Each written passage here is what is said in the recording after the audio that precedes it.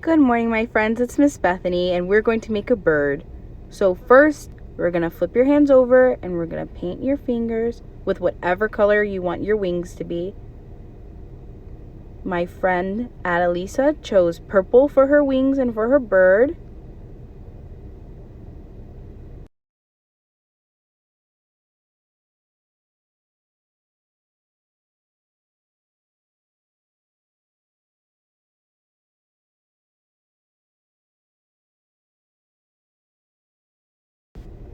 After we finish painting both hands, we're going to flip our hands over, and you're going to press your hand against the paper with your thumbs close to your index finger.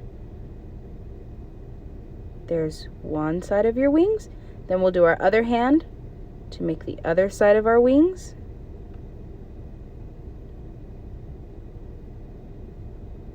Then we're going to grab an orange crayon to make a nice little beak so that our birds can tweet tweet.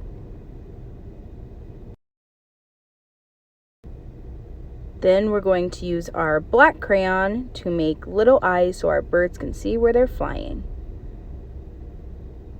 And there's our little bird.